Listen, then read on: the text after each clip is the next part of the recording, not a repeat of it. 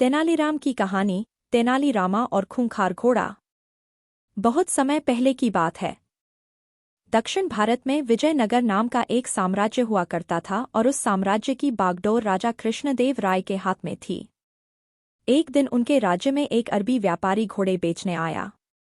उसने राजा के सामने अपने घोड़ों की इतनी तारीफ की कि महाराज कृष्णदेव उसके सभी घोड़ों को खरीदने के लिए तैयार हो गए। राजा ने व्यापारी की बातों में आकर सारे घोड़े खरीद तो लिए, लेकिन उनके सामने अब एक बड़ी मुश्किल खड़ी हो गई।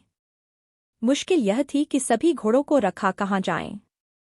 दरअसल घोड़ों की संख्या इतनी ज्यादा थी कि राजा का घुड़साल उन सभी घोड़ों को रखने के लिए बहुत छोटा था। इस समस्या से निपटने के लिए राजा ने एक उपाय निकाला और सभी दरबारियों के साथ पूरी प्रजा को हाजिर होने का आदेश दिया।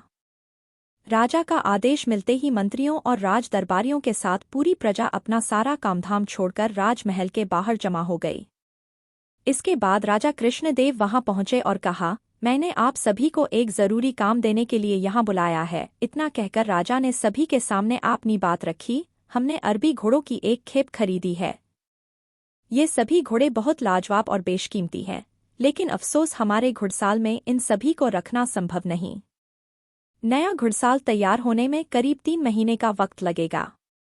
इसलिए मैं चाहता हूं कि राज्य के सभी मंत्रियों और दरबारियों के साथ हमारी प्रजा भी 3 महीने के लिए इन घोड़ों की देखभाल करे।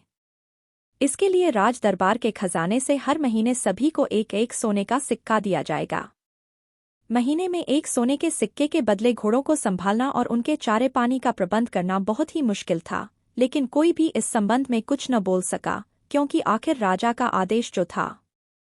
फिर क्या सभी एक एक घोड़ा लेकर अपने घर की ओर चल दिए। वहीं एक घोड़ा तेनालीराम को भी मिला। तेनालीराम बहुत ही बुद्धिमान और चतुर था।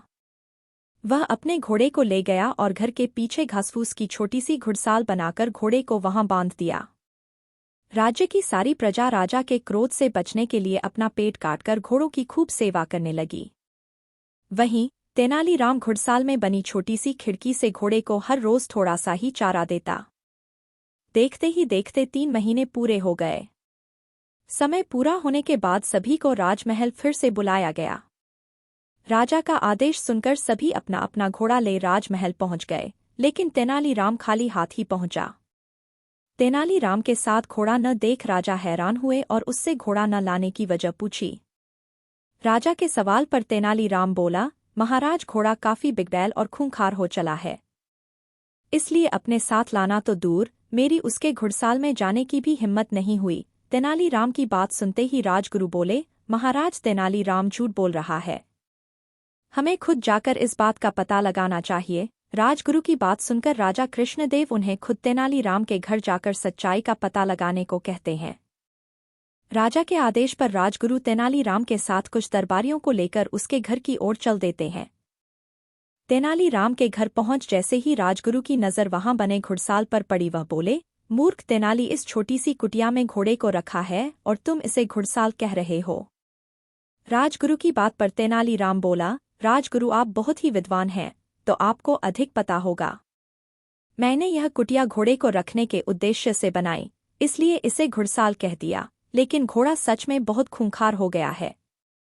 इसलिए पहले आप उसे खिड़की से झांक कर देख लें, उसके बाद ही इस कुटिया के अंदर जाएं। राजगुरु तेनालीराम की बात मानकर घोड़े को देखने के लिए घुड़साल की खिड़की के पास जैसे ही अपना चेहरा लाते हैं, भूखा घोड़ा लपक कर उनकी दाढ़ी मुंह से पकड़ लेता है। राजगुरु अपनी दाढ़ी को छुड़ाने की काफी मशक्कत करते हैं, लेकिन असफल रहते हैं। ऐसे में जब हर जतन करने के बाद भी घोड़ा राजगुरु की दाढ़ी नहीं छोड़ता, तो एक दरबारी अपनी तलवार से राजगुरु की दाढ़ी काट देता है और घोड़े से उनकी जान छूटती है। घोड़े से किसी तरह जान बचने के बाद राजगुरु साथ आए कुछ दरबारियों को घोड़े को महल ले चलने का आदेश देते हैं। तेनालीराम का घोड़ा पकड़कर राज दरबार में पेश किया जाता है। 3 महीने से घोड़े को ठीक से चारा पानी न मिलने की वजह से वह बहुत ही दुबला-पतला दिख रहा था। जब राजा घोड़े की यह हालत देखते हैं, तो तेनाली से इसके पीछे की वजह पूछते हैं। राजा के सवाल पर तेनाली जवाब देता है, मैंने घोड़े को हर रोज थोड़ा ही चारा दिया, जिस प्रकार आपकी प्रजा कम भोजन में गुजारा करती है। इस कारण घोड़ा कमजोर और बिगड़ैल हो गया, तेनालीराम ने कहा, राजा का धर्म प्रजा की सुरक्षा और देखभाल करना होता है, न कि उन पर अतिरिक्त बोझ डालना। घोड़ों की देखभाल करने का आदेश देकर घोड़े तो शक्तिशाली और बलवान हो गए, लेकिन उनकी देखभाल करने के चक्कर में भरपेट भोजन न कर पाने के कारण प्रजा दुर्बल हो गई। महाराज कृष्णदेव को अब तेनालीराम की बात समझ आ गई और उन्हें गलती का एहसास हुआ। उन्होंने अपनी प्रजा से इस गलती के लिए क्षमा मांगी और तेनालीराम की बुद्धिमानी के लिए उसे सम्मान के रूप में इनाम दिया। कहानी से सीख। तेनालीरामा और खूंखार घोड़ा कहानी से सीख मिलती है कि कोई भी फैसला लेने से पहले अच्छी तरह सोच विचार कर लेना चाहिए, ताकि उसके दुष्परिणाम किसी और को न भुगतने पड़ें।